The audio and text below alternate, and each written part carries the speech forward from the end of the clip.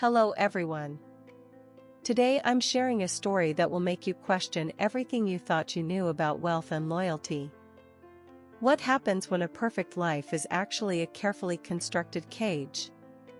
The red light was the first thing I saw. It sat there, small and bleeding, on top of the camera lens. It felt like an eye. A judgmental, unblinking eye that was waiting for me to fail.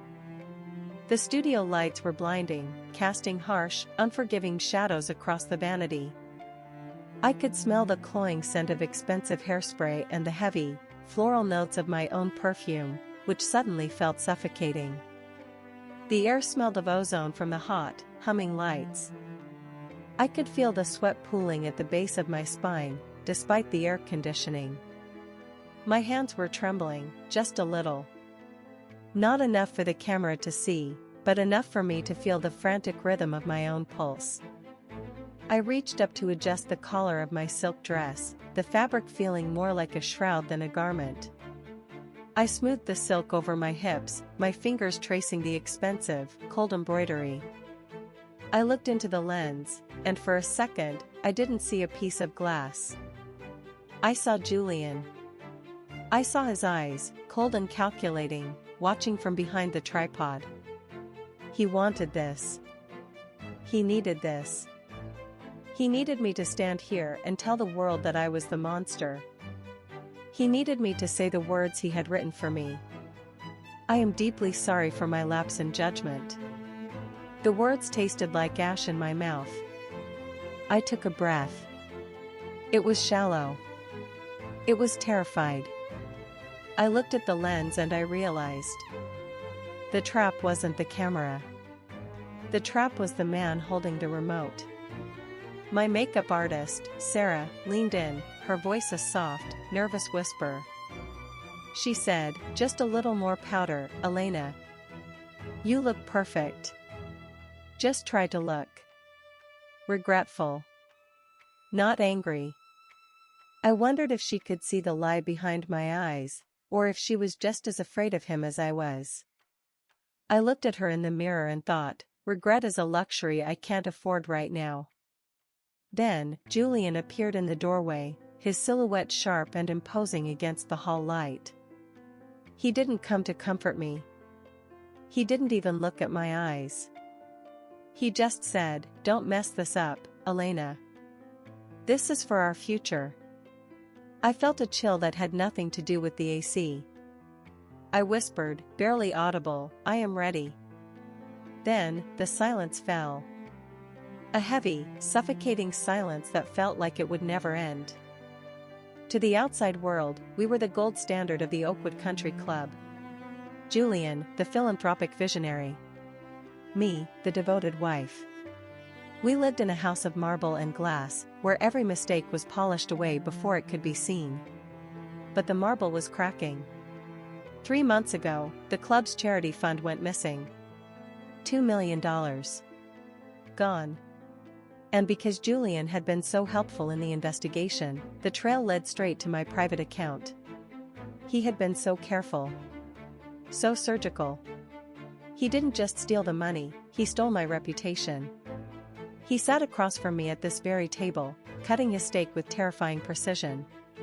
The silver knife scraped against the fine china with a sound that set my teeth on edge. He looked up, his eyes devoid of warmth, and told me that the only way to save our family name was for me to take the fall. He called it damage control. He said, "Elena, darling, if you just admit to a temporary lapse in judgment, the board will be lenient. We can move past this." He spoke as if he were discussing the weather, not my social execution. He had already prepared the video. He had already drafted the apology. He had even chosen my dress. Every move I made was choreographed by him. I sat there, watching him, wondering when the man I married had turned into a stranger who viewed me as nothing more than a liability to be managed. I realized then that I wasn't his partner. I was his most expensive piece of evidence. I stared at the heavy crystal chandelier above us, its light refracting into 1,000 tiny, sharp shards. I felt like I was drowning in the opulence. He looked up from his plate, his eyes meeting mine with a chilling lack of empathy. He said, "The salmon is excellent tonight, isn't it? You should eat, Elena. You need to look healthy for the cameras tomorrow." I looked down at my untouched plate, my stomach churning. I said, "I'm not hungry, Julian." He didn't even blink. He just took a slow sip of his Cabernet, the dark liquid staining his lips like blood, and replied, "Don't be difficult. The gala is tomorrow. Don't forget to smile. People need to see your remorse, not your appetite." I heard the heavy thud of his wine glass hitting the table. It sounded like a gavel. A sentence being passed. The silence that followed was heavy, thick with the unspoken threat of what was to come. I realized then that the man I loved was gone, replaced by a predator who had meticulously planned my destruction. The days leading up to the gala were a blur of rehearsed movements. Julian was everywhere. He was in my ear, correcting my tone. He was in my sight, checking my posture. He even went as far as to review my apology one last time in the middle of the night. I remember standing in the hallway, the shadows stretching long and thin against the walls, as he paced back and forth. The air in the mansion felt heavy, thick with the scent of old wood and expensive floor wax. He was obsessed with the optics. He said, "You need to look vulnerable, Elena. Not angry. Not defiant. Just broken." He wanted a broken woman. He wanted a woman who had been humbled by her own greed. He didn't realize that while he was busy perfecting my performance, I was busy perfecting my own. I started carrying my phone everywhere. Not for calls. For the cloud. I felt the cold, hard weight of the device in my palm, a secret weapon hidden in plain sight. I learned how to sync my audio to the house's smart system. I learned how to mirror my screen to the club's presentation network. It was a small, digital rebellion. Every time he yelled, every time he whispered a threat, every time he bragged about how he'd handled the club's board, I was listening. I was collecting. I was building a mountain of truth, one recording at a time. The paranoia was a constant companion. I felt like I was living in a house of mirrors, where every reflection was a lie. I wondered if he knew. I wondered if he could see the calculation behind my eyes. But I kept my face soft. I kept my voice steady. I became the perfect, submissive wife he demanded. I became the very thing he thought he had conquered. And that was his first mistake. I remember him stopping in front of me, his shadow looming over mine in the dim light. He looked at me with that practiced, patronizing concern and said, "Your posture is too stiff, Elena. You look like a soldier, not a penitent woman. Relax your shoulders." I felt my muscles tighten even further, my heart hammering against my ribs. I whispered, "I'm trying, Julian." He just leaned in, his breath smelling of expensive scotch and arrogance, and hissed, "Just a little more, Elena. Just a little more." Then, I heard the door creak shut softly in the distance, leaving me alone in the dark. I stood there for a long time, staring at the empty hallway, the silence ringing in my ears. I realized that the more he tried to mold me, the more he was actually giving me the tools to destroy him. Every correction, every insult, every moment of control was just another piece of evidence for my collection. I wasn't just surviving, I was preparing. The ballroom was a sea of silk and diamonds. I could feel their eyes on me before I even reached the podium. They weren't looking at me with sympathy. They were looking at me with curiosity, the way people look at a car crash. The air was thick with the scent of lilies and expensive champagne, a smell that usually meant celebration but tonight felt like a funeral. The heat from the overhead chandeliers was oppressive, making the air feel heavy and stagnant. Julian stood to the side, his hand resting on my shoulder. It wasn't a gesture of support, it was a claim of ownership. He leaned in, his breath warm and smelling of gin against my ear, and whispered, "Do it now. Make them believe you." I stepped up to the microphone. The lights were blinding, a white-hot glare that made my eyes water. They washed out the faces in the crowd, leaving only a wall of darkness and judgment. I looked at the large projector screen behind me. It was blank, waiting for the video of my confession to play. My heart was hammering against my ribs like a trapped bird, a frantic, uneven rhythm. I felt the weight of the phone in my clutch, the tiny device that held the power to end everything. I looked out into the darkness, and for a moment, I felt the urge to run. To just turn and walk out of those heavy oak doors and never look back. But I didn't. I gripped the edges of the podium until my knuckles turned white, the wood feeling cold and unyielding under my hands. I looked into the camera, the red light blinking like a warning, and I began to speak. My voice sounded strange to my own ears. Hollow. Fragile. I could hear the whispers from the front row, sharp as needles. One woman leaned to her husband and hissed, "Is that her? The one who stole the money?" Her companion nodded, adding, "She looks so pathetic." I felt the sting of their words, a physical ache in my chest, but I kept my eyes on the lens. I felt like a specimen under a microscope, being dissected by their silent judgment. I said, "Members of the club, I stand before you tonight to take responsibility." I whispered, I am so sorry." Then, a sudden, jarring electronic glitch tore through the room, a screeching sound that made everyone flinch. The sound was violent, cutting through the tension like a blade, and for a split second, the entire room held its breath. The glitch wasn't a mistake. It was my trigger. The screen behind me didn't show my face. It didn't show my fake apology.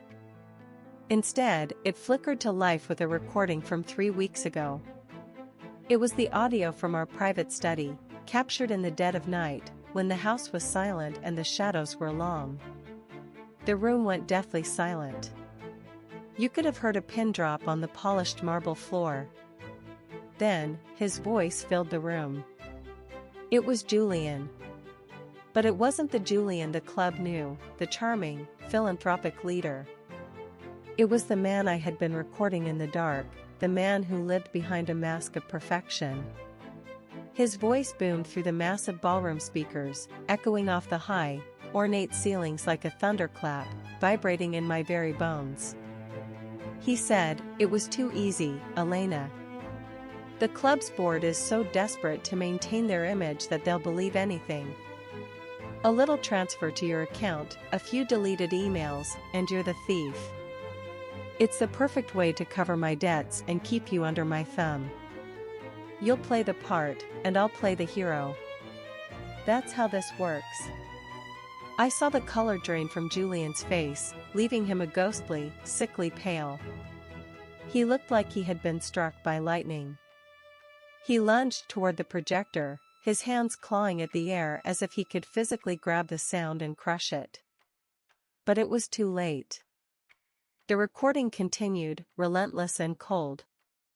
It played the moment he laughed, that cold, hollow laugh that I had come to loathe, a sound that felt like ice water in my veins.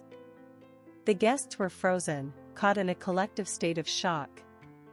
I saw the club president's mouth hang open, his eyes wide with disbelief. He stammered, "Julian? Is that true?" The whispers turned into a roar of indignation, a wave of shocked gasps that swept through the room.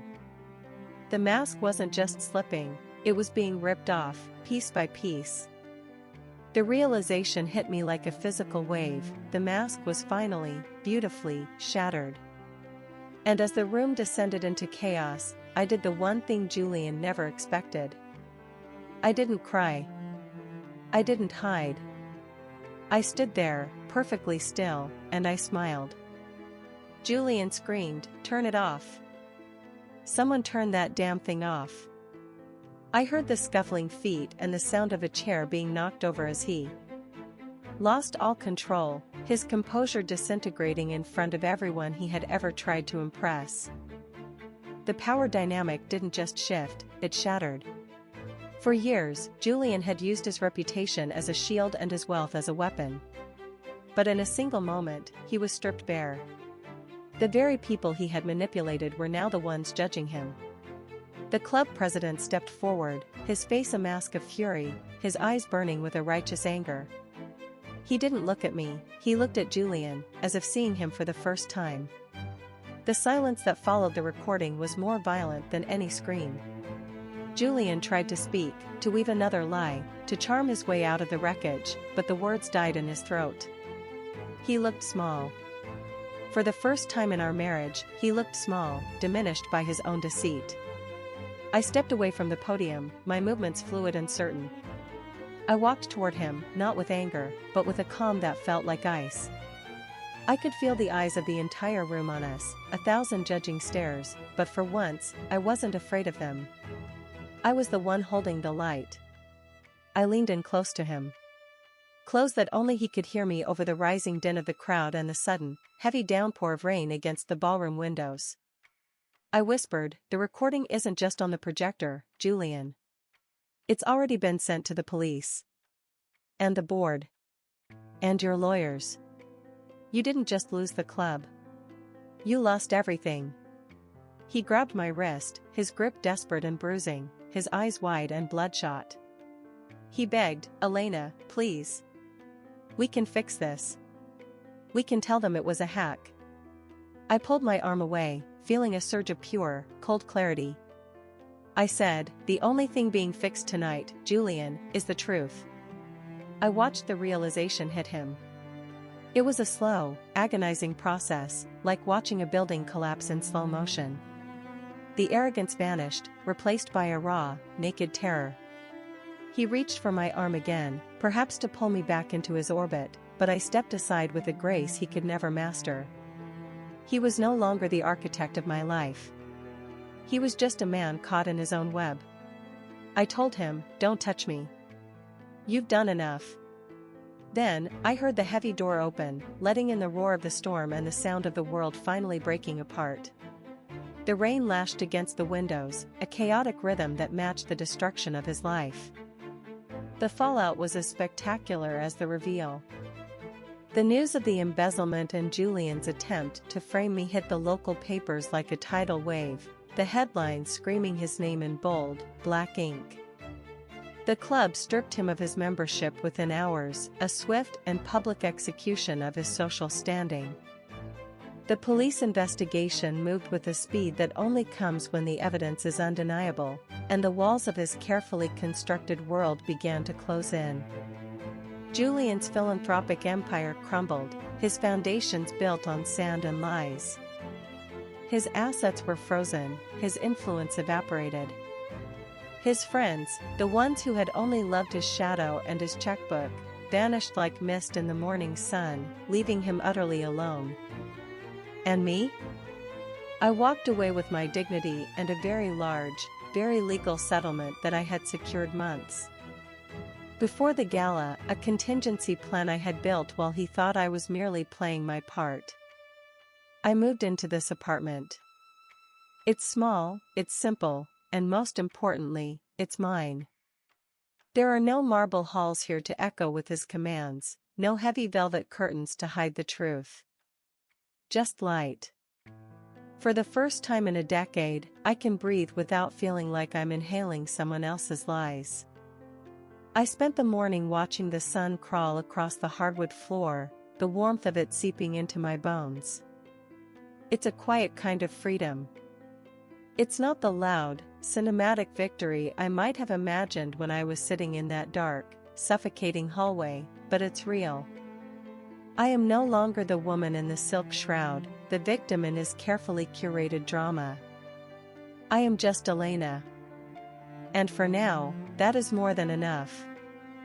I leaned back in my chair, feeling the warmth of the sun on my skin, and picked up the morning paper.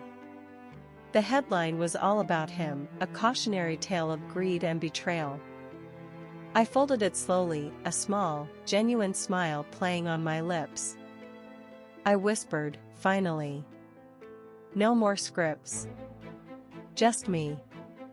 I felt a sense of peace I hadn't known since before I met him. I took a slow sip of my coffee, the warmth spreading through my chest. Then, I let out a long, slow exhale of breath, letting the last of the tension leave my body, finally free of the weight of his lies. But there is one thing the papers didn't report. One thing the police don't know. One thing Julian will never find out. As I sat in my new home, the moonlight casting long, silver streaks across my desk, I opened my laptop. The blue light of the screen illuminated my face, a stark contrast to the shadows of the room. I navigated to a hidden, encrypted folder, one that required more than just a password to unlock. Inside, there wasn't just the recording of his confession. There were the files from his private server, the digital breadcrumbs he thought he had swept away. There were the records of the offshore accounts in the Cayman Islands, the ones that showed the true destination of the missing millions. There were the emails, the logs, the undeniable proof of the real reason the charity fund was empty. He thought he was the only one playing a long game. He thought he was the only one who knew how to hide a trail, how to manipulate the truth until it became reality. But as I watched the progress bar reach 100%, a slow, steady climb toward total control, I realized something. The revenge at the gala was for my reputation, a public cleansing of my name. But this is for my future. This is my insurance. I reached into my pocket and pulled out a small, silver USB drive, the metal cool and heavy against my palm. I set it on the desk, a tiny, silent weapon that could dismantle his remaining world in a single click. I whispered, "Checkmate, Julian." I closed the laptop, the screen's glow fading into the darkness, leaving me alone with my secrets. The truth is out there, for the world to judge. But the real truth? That stays with me. And that's the story. Sometimes justice comes in unexpected ways. Thank you for listening, and I'll be back soon with more incredible true stories. What would you have done in her place? I'll see you next time. I heard the laptop lid close with a soft, final thud, the sound echoing in the quiet room like a period at the end of a long, dark sentence.